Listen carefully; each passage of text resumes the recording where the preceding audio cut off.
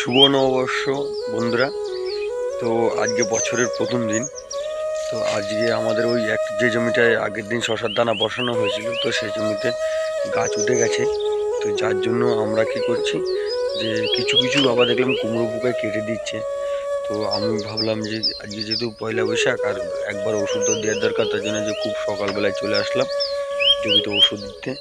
এক কল ওষুধ নিয়ে চলে আসলাম। এই যে এটা প্রথম যেটা দেখতে পাচ্ছ, এটাকে দেওয়া হচ্ছে কুমড়ো পোকার জন্য, তারপরে দেওয়া হচ্ছে শেকড়ের জন্য, এটা হচ্ছে টপ 35-এর পরবর্তীতে ধসার কাজ করার জন্য। তো এতে তিনটে মিশিয়ে একবারে পুরো গাছের গোড়ায় গোড়ায় সুন্দরভাবে স্প্রে করে দিচ্ছি। এই যে গাছ চারা দেখেন কি সুন্দর বেরিয়ে গেছে, প্রত্যেকটা খুবই চারা কম বেশি বেরিয়েছে। আর আমরা ওষুধটা দিয়ে দেওয়া হয়ে গেছে পুরো জমিতে সুন্দর করে। পাশের জমিতে দাঁড়া তুলছে একজনে।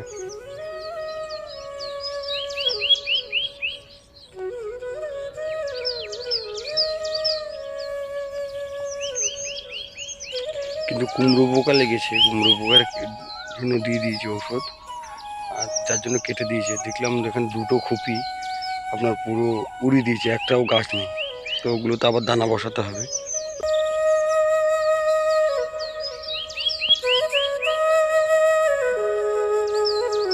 এবছর শশা চাষটা যথেষ্ট পরিমাণ বেশি হচ্ছে, কারণ মাঠে সব জমিতেই দেখছি শশা লাগাচ্ছে। যেসবগুলো ধানের গর্ত জমি সেগুলোতে শশা চাষ করছে।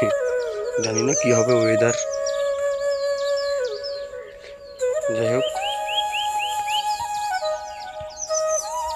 আর গলাটা একটু ভেঙে গেছে ঠান্ডা লেগে, তার জন্য আমি জোরে বেশি কথা বলতে পারছি না। একটু ভাঙা ভাঙা গলা মনে হচ্ছে আমার, গলার ভয়েসটা।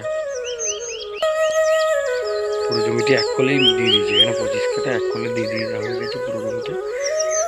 জমিতে এখনো প্রচুর পরিমাণ কাদা নরম ভাব রয়েছে। তো যাক, আস্তে আস্তে করে এই নরমেই গাছ অনেকটা বড় হয়ে যাবে।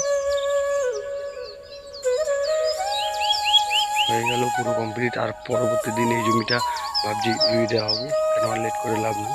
বৈশাখ মাস পড়েই গেছে, আজকে পয়লা বৈশাখ।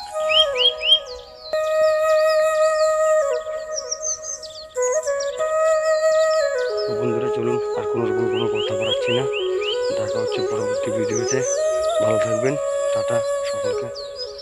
আর শুভ নববর্ষ আরেকবার জানিয়ে দিচ্ছি সকলকে।